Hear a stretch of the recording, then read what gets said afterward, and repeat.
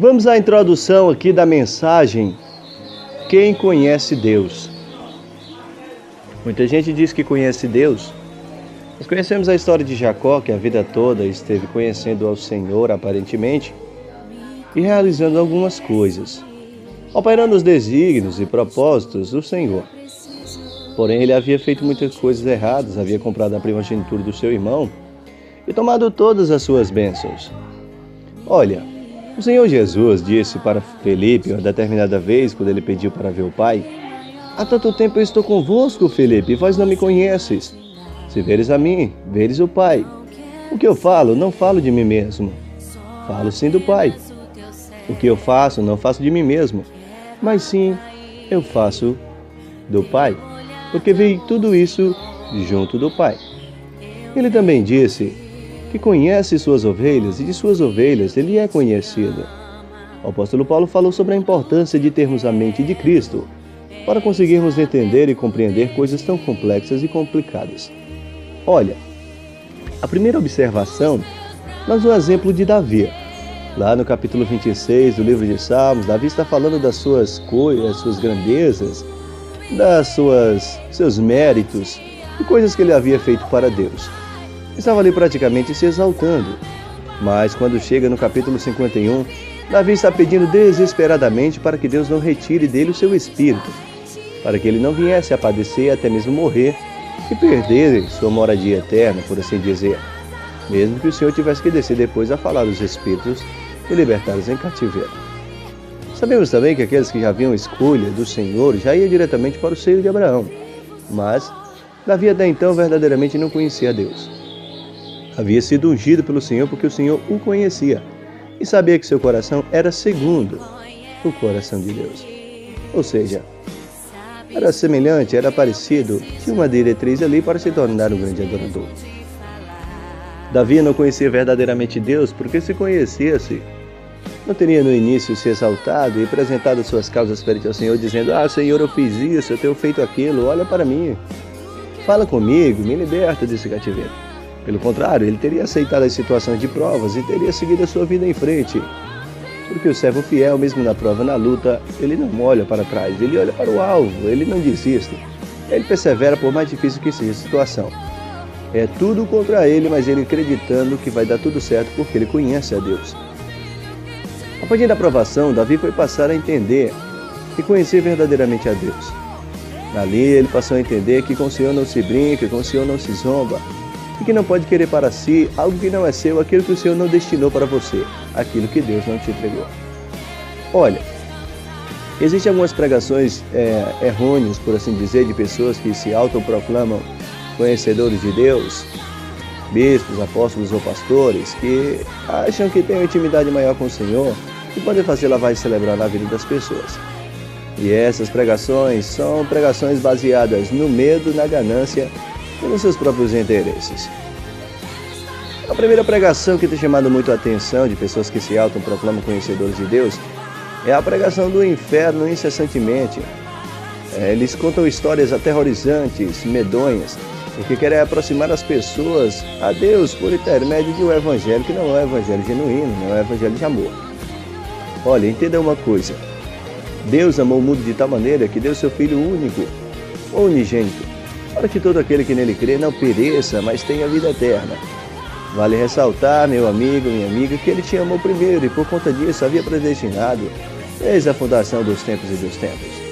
Quando o Senhor vai falar com Jeremias, que tem dito que já o conhecia no ventre, ou até mesmo antes, ele vem nos dizer que nós nos gerarmos no ventre de nossa mãe, ele já nos conhecia.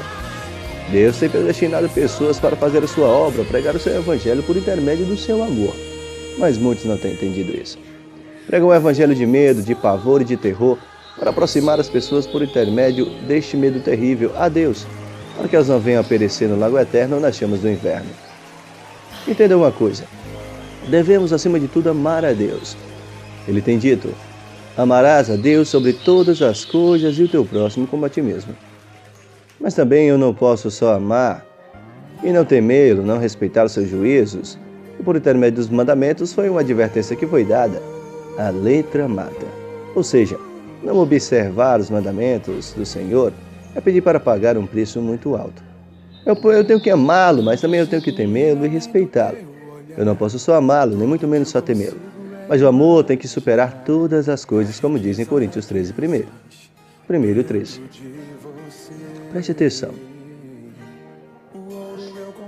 Nessa primeira carta, no capítulo 13 de Coríntios, de 13 primeiro em diante, ele tem dito a importância, a sublimidade, a soberania do amor, que tudo sofre, tudo suporta, tudo aguenta.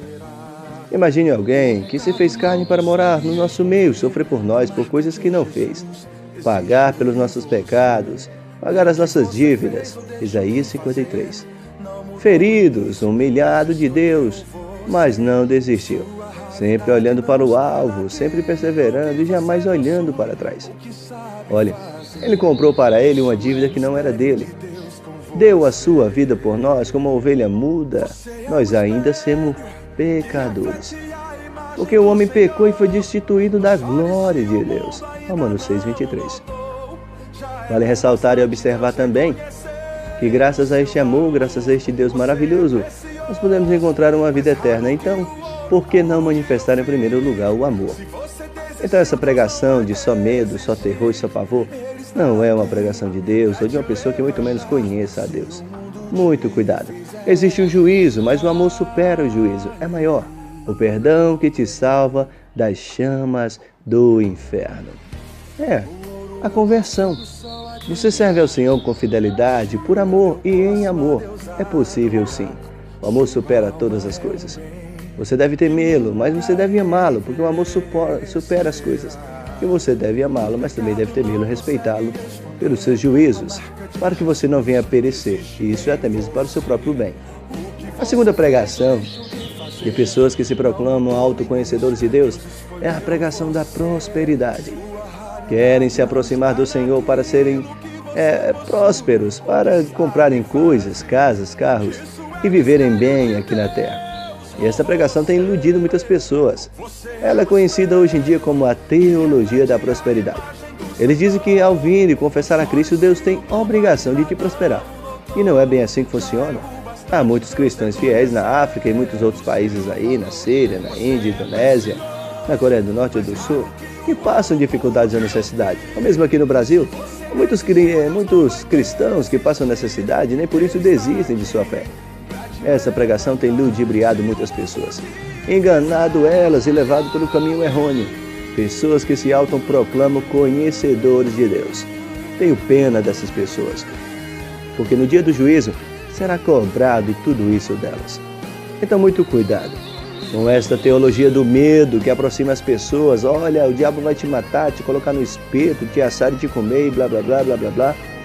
Ou dizer assim, olha, vem que Cristo vai te prosperar da noite para o dia. Eu sei que Deus é de bênção e não nega bem alguns aqueles que são fiéis a Ele, mas eu não posso me escorar como bengalas nessas duas doutrinas. Pessoas que se autoproclamam conhecedores de Deus e que estão enganando os outros. A terceira pregação é a pregação voltada na ganância. A pregação de que, da seguinte maneira, tudo que você faz, seja para a obra, uma pregação, louvor, oração, ou uma intercessão, ou vir ao culto, Deus tem a obrigação de te dar algo em troca. É a pregação da ganância. A pregação da pessoa que vai fazer algo para Deus já com segundas intenções. A pregação da ganância. Isso é ensinado. Olha, se você fizer isso, Deus vai te dar aquilo. Se você fizer aquilo, Deus vai te dar isso. Deixa eu te dizer uma coisa, meu amado irmão. Se Deus fizer, Ele é Deus. E se Ele não fizer, Ele continua sendo Deus.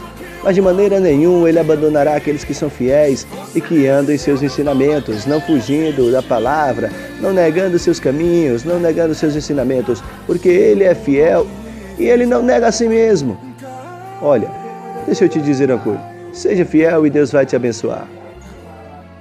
Então nós começamos aqui a aprender quem verdadeiramente conhece a Deus e quem não conhece a Deus, quem tem intimidade com o Senhor. Nós podemos falar que os verdadeiros conhecedores de Deus, eles fazem tudo por amor e com amor, sem pensar em troca, sem muito menos querer se aproximar do Senhor só por temê-lo, mas por amá-lo acima de tudo.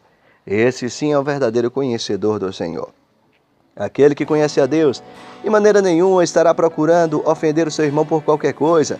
Quem conhece a Deus também não se apega à pregação da vingança. E outras pessoas autoproclamadas conhecedores de Deus pregam. Olha, se alguém te fez alguma coisa, você é ungido do Senhor, é temente a Deus, não se preocupa, Deus vai julgar a tua causa, ou blá blá blá blá blá blá. Semeamento de contenda, que é uma coisa que Deus abomina.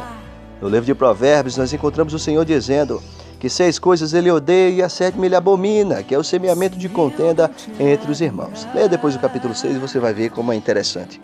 Olha, esta pregação de vingança, de justiça, a pregação do justiceiro, ou blá blá blá blá blá blá blá blá blá, não é uma pregação correta.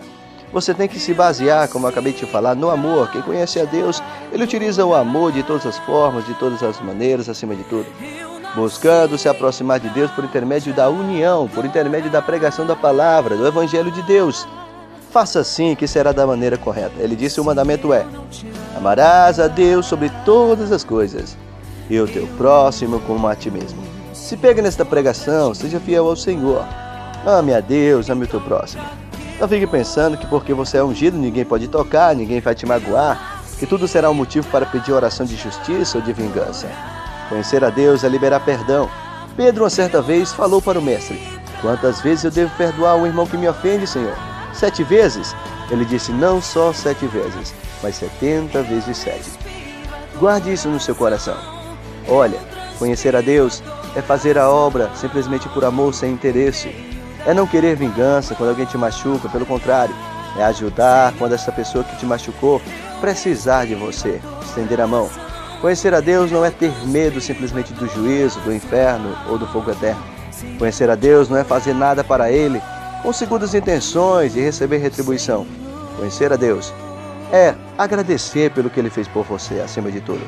Ter morrido, ter pagado seus pecados, sem cobrar nada e sem exigir nada. Sirva ao Senhor por amor e Deus vai te abençoar. E esta sua provação vai passar, o vale vai cessar. Seja fiel ao Senhor em todos os quesitos. Temam a Ele, mas o ame. Ama a Ele, mas o tema. Mas escute, Deus acima de tudo é amor. Ele não quer que você se aproxime dele simplesmente por medo, por pavor, por ganância ou por interesse. Porque aquele que prospera aqui simplesmente pensando nessas coisas, no dia do juízo, não receberá o seu galardão no céu. Preocupe-se com o seu galardão no céu, não se preocupe só com coisas terrenas. E o melhor de Deus vai vir para você. Deus te abençoe. Eu sou o apóstolo Fábio Barros. Estarei orando pela sua vida. Em nome de Jesus, intercedendo. Creia. Soberano Deus, eterno Pai, visita esta pessoa, repreende esta enfermidade, este mal. Liberta este parente do álcool, do vício. Essa enfermidade que essa pessoa já gastou bastante medicamentos.